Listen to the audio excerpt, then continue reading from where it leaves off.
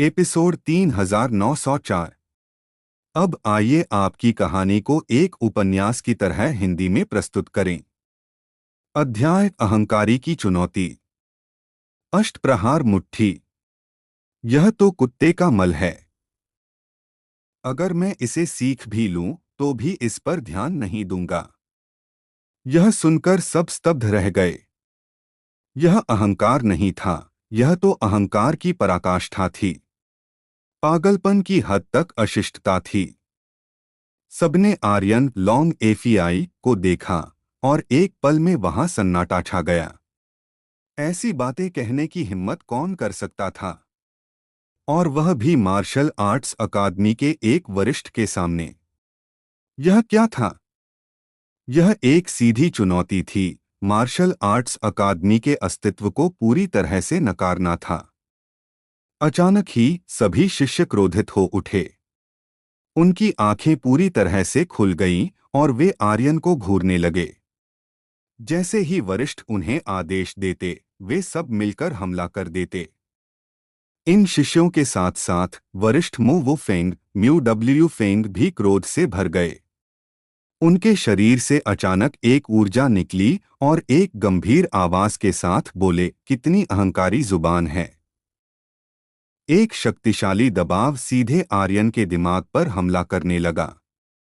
मु वो फेंग किस स्तर पर थे? वह दिव्य चंद्र क्षेत्र डिवाइन मून रियल्म के योद्धा थे।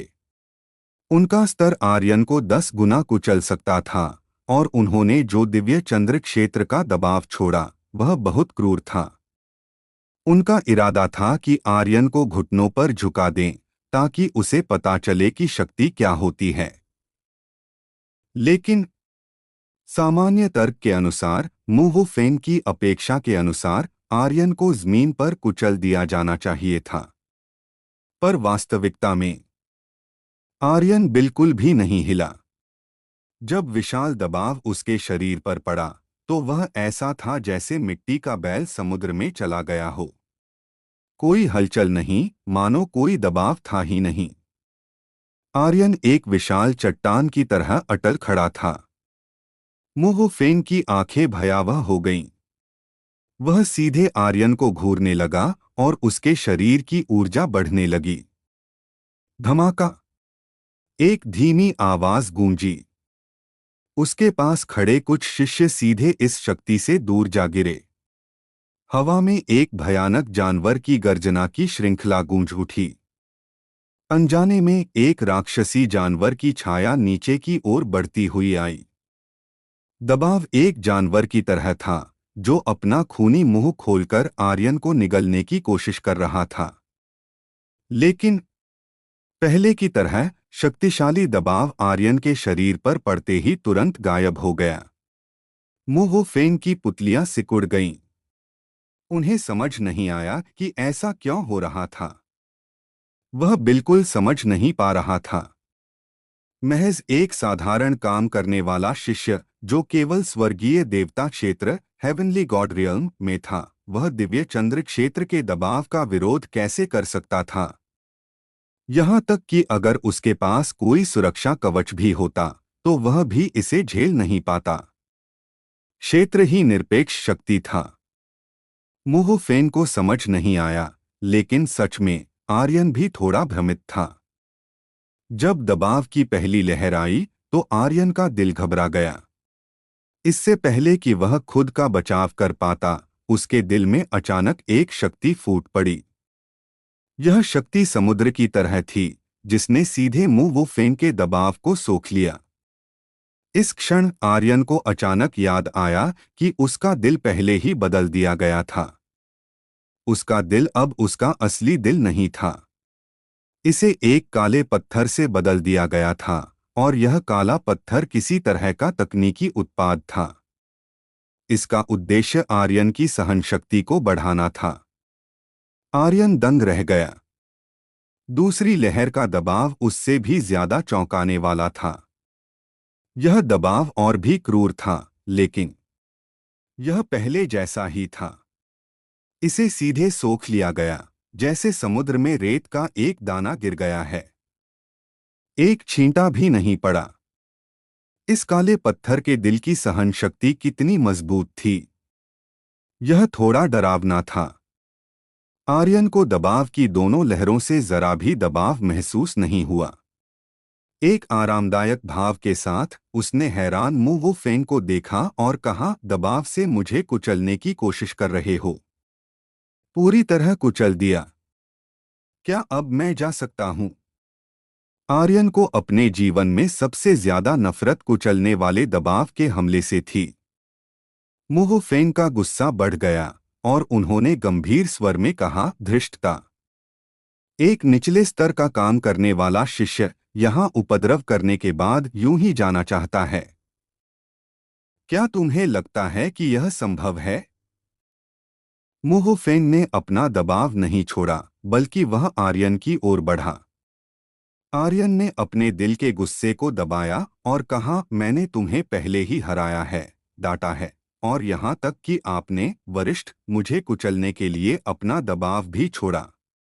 क्या यह काफी नहीं है? अभी भी पीछे पड़े हो?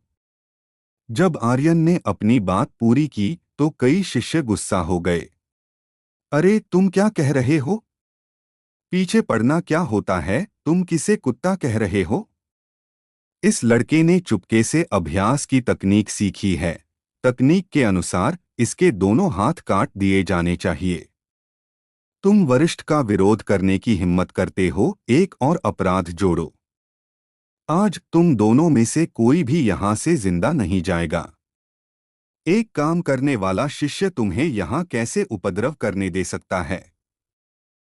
अभ्यास प्रांगण के सभी शिष्य क्रोधित थे। उन्हें एक काम करने वाले शिष्य द्वारा दबाया जा रहा था और वे अपने दिलों में बहुत नाखुश थे।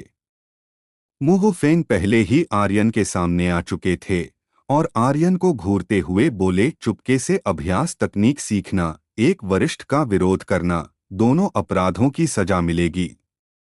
तुम दोनों अपने हाथ काट लो और देवभूमि पर्वत, गॉड रिटर्निंग माउंटेन, से निकल जाओ।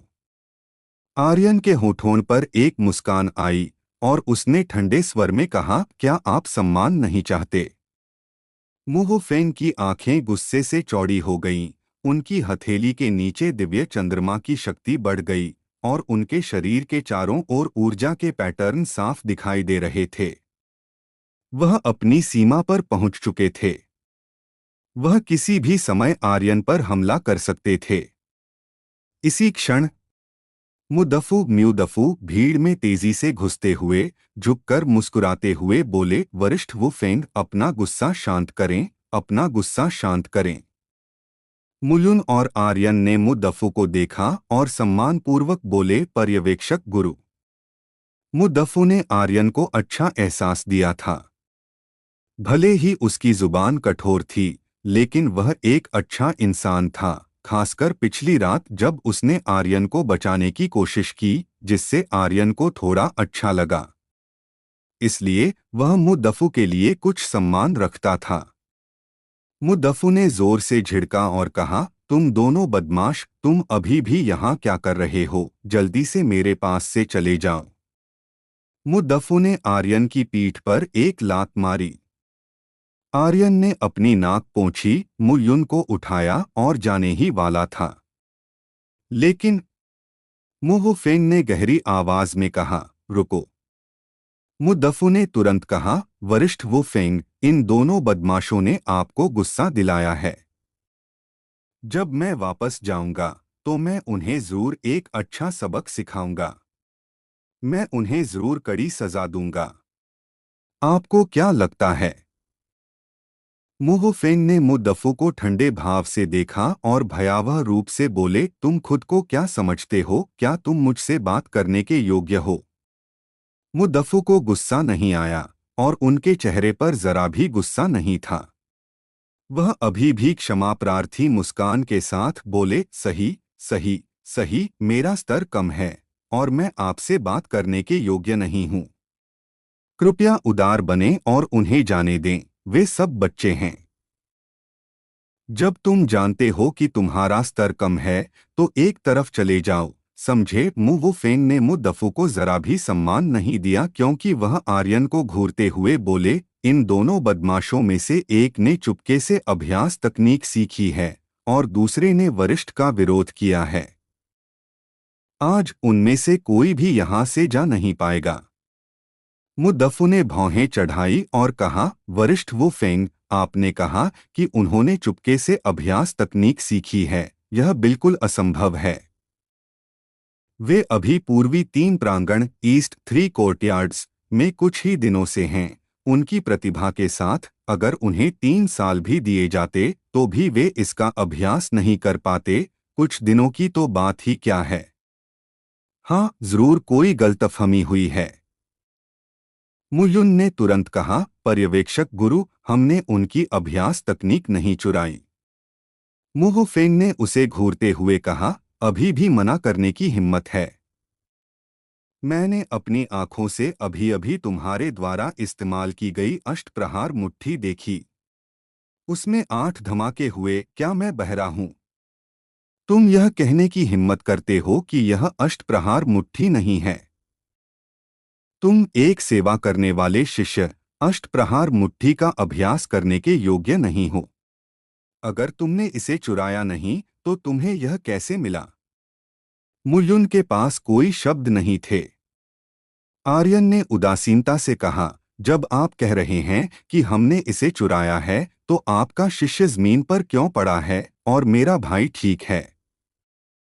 दुनिया में कितनी समान अभ्यास तकनीकें हैं। आप लोगों को यह स्टोरी कैसी लग रही है, कमेंट करके जरूर बताएं। और बने रहे आप अपने जीवपति त्रिपाठी जी के साथ। धन्यवाद मित्रों।